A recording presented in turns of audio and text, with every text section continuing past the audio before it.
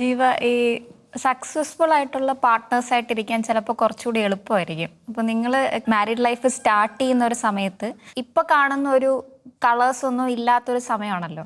അപ്പോൾ ഈ ഫെയിലിയർ അല്ലെങ്കിൽ സ്ട്രഗിൾ ഒക്കെ ഉള്ള സമയത്ത് പാർട്ട്ണർഷിപ്പിൽ ഇരിക്കുന്നതും ഈ സക്സസ്ഫുൾ ആയതിനു ശേഷവും തമ്മിലുള്ള പാർട്ട്ണർഷിപ്പ് ഡൈനാമിക്സും തമ്മിൽ എന്തെങ്കിലും വ്യത്യാസം ഉണ്ടോ? ഞങ്ങൾക്ക് ഇപ്പം ഞങ്ങൾ ലൈഫ് തുടങ്ങുന്നത് സീറോയിന്നും അല്ല, മൈനസ് എന്ന് പറയും ഞങ്ങൾ. കാരണം ഞങ്ങളുടെ ഫാമിലിയിൽ പിന്നെ ഫൈനാൻഷ്യൽ ബേർഡൻസ് ഉണ്ടായിരുന്നു. അത് സ്വാഭാവികമായിട്ട് ഞങ്ങളുടെ പെടലിക്കായിരുന്നു. സൂര്യ മ്യൂസിക്, ഞങ്ങൾ രണ്ട് സൂര്യ മ്യൂസിക്കിലാണ്. ഞങ്ങൾ ആ സമയത്ത് കല്യാണം കഴിക്കണമെന്ന് പ്ലാൻ ചെയ്തതല്ല. ഞങ്ങൾ റിംഗ് എക്സ്ചേഞ്ച് നടത്തി 2 വർഷം കഴിഞ്ഞ് മതി കല്യാണം എന്ന്. പക്ഷേ എൻ്റെ പിന്നെ സ്റ്റെപ്പ് ഫാദറിനെ പുള്ളിക്കൊരു വയ്യായി, അപ്പോൾ പുള്ളിക്ക് എൻ്റെ കല്യാണം കാണണമെന്നുണ്ടായിരുന്നു. അപ്പോൾ അങ്ങനെ ഞങ്ങൾ പെട്ടെന്ന് പോയിട്ട് കല്യാണം ഉറപ്പിച്ചിട്ട് തിരിച്ചിരുന്നു കേട്ടോ. അപ്പോൾ ഞങ്ങൾ വീട്ടിൽ കാണാൻ പോകുന്ന ഫെബ്രുവരി മാർച്ച് എന്തുവാ, ഏപ്രിൽ മെയ് ജൂൺ ജൂലൈ 4 മാസം കഴിഞ്ഞ് കല്യാണം. ഞങ്ങൾ പ്രിപ്പയർഡ് ആയിരുന്നു എന്ന് ചോദിച്ചാൽ അല്ലായിരുന്നു. എല്ലാത്തിനും അതിൻ്റെതായിട്ടുള്ള സമയമുണ്ട് ദാസാന്ന് വിശ്വസിക്കാനായിട്ടോ എനിക്കിഷ്ടം. എൻ്റെ ജീവിതത്തിലെല്ലാം നടന്നേക്കുന്നത് അങ്ങനെ. നടക്കേണ്ടതാണെങ്കിൽ നടക്കേണ്ട സമയത്ത് നടക്കും. അപ്പോൾ ഞങ്ങൾ കല്യാണം കഴിച്ചു. ഞങ്ങൾ ഒന്നേന്നാണ് തുടങ്ങിയത്. ഞങ്ങൾ ഒരുമിച്ചാണ് വളർന്നത്. അപ്പോൾ അപർണ 21-ലും ഞാൻ അപർണ 21, 22-ലും ഞാൻ 24, 25 ഇതിലാണ് കല്യാണം കഴിക്കുന്നത്. അപ്പോൾ ഞങ്ങൾ രണ്ടുപേരെ സംബന്ധിച്ച് ഭയങ്കര യങ് ഏജാണ്. ഞങ്ങൾ ഒരുമിച്ചാണ് വളർന്നത്. അതിന് ഒരു വർഷം കഴിഞ്ഞ് അപർണ പിന്നെ ഖത്തറിൽ പോയി. അപ്പോൾ ഖത്തറിൽ ക്യാബിൻ ക്രൂ ആയിട്ട് പോയതും നമുക്ക് വേണ്ടിയിട്ടാണ്. ഞങ്ങളിങ്ങനെ പ്ലാൻ ഒരു ഡിസ്കഷൻ വന്നു, ഇങ്ങനെ എനിക്ക് കിട്ടിയില്ല, അപ്പം പോണോ? അപ്പം ഞാൻ പറഞ്ഞു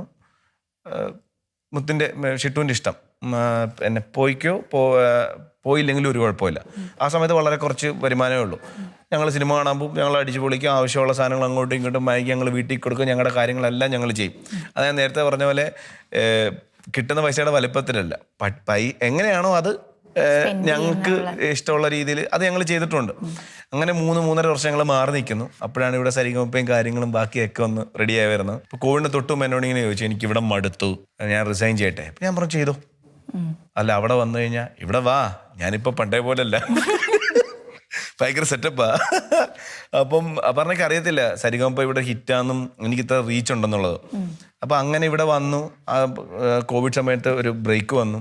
കോവിഡ് കഴിഞ്ഞിട്ട് ഞങ്ങൾ ഒരുമിച്ച് എന്ത് ചെയ്യാം എന്നൊക്കെ ഒരു യൂട്യൂബ് ചാനൽ ഫ്രണ്ട്സൊക്കെ സജസ്റ്റ് ചെയ്തു, ഒരു യൂട്യൂബ് ചാനൽ. അങ്ങനെ തുടങ്ങിയതാണ്. അപ്പം ഞങ്ങൾ തുടക്കത്തിൽ ഈ ഒരു 9, ഇപ്പം ഞങ്ങളുടെ 9ാമത്തെ വർഷം ഞങ്ങളെല്ലാം കണ്ടിട്ടുണ്ട്. ഞങ്ങൾ അത്രയും താഴെയാണ് തുടങ്ങിയത്. ഏറ്റവും മോശം അവസ്ഥ കണ്ടിട്ടുണ്ട്. ഞങ്ങളവിടെ വഴക്കുണ്ടാക്കിയിട്ടുണ്ടോ എന്ന് ചോദിച്ചാൽ മോശം അവസ്ഥയെപ്പറ്റി ഞങ്ങൾ വഴക്കുണ്ടാക്കിയിട്ടില്ല.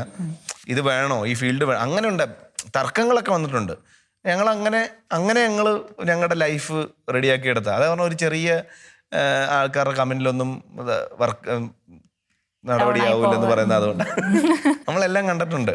മാരീഡ് ലൈഫിലേക്ക് വരുമ്പോൾ നിങ്ങൾ ഓരോ ജോലി ചെയ്യുന്നവരാണല്ലോ. അപ്പോൾ പരസ്പരം പ്രൊവൈഡ് ചെയ്യുന്ന ഏറ്റവും വലിയ കംഫർട്ട് എന്തായിരിക്കും? അനാവശ്യമായിട്ട് അവരവരുടെ കാര്യത്തിൽ ഇടപെടാൻ പോകാതിരിക്കുക എന്നുള്ളതാണ്. പേഴ്സണൽ സ്പേസ് കൊടുക്കുക. നേരത്തെ പറഞ്ഞ പോലെ അവരെ ആവശ്യമില്ലാതെ അത് ചെയ്യേണ്ട, ഇത് ചെയ്യേണ്ട, ഇത് ഇങ്ങനെയാണോ ചെയ്യുന്നത്, അനാവശ്യമായിട്ട് കാര്യത്തിൽ ഇടപെടാതിരിക്കുക എന്നുള്ളതാണ്. അത് അവിടെ അങ്ങോട്ടും അത് തന്നെ, ഇങ്ങോട്ടും അത് തന്നെ.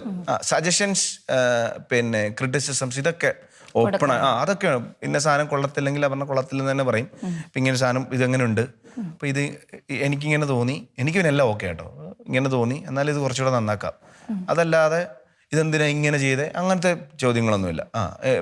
പിന്നെ ഇതെങ്ങോട്ടാണ് ഈ പോകുന്നത്, അങ്ങനത്തെ ഇതൊന്നുമില്ല. കാര്യം നല്ല നമുക്ക് കാണുമ്പോൾ അറിയാമല്ലോ.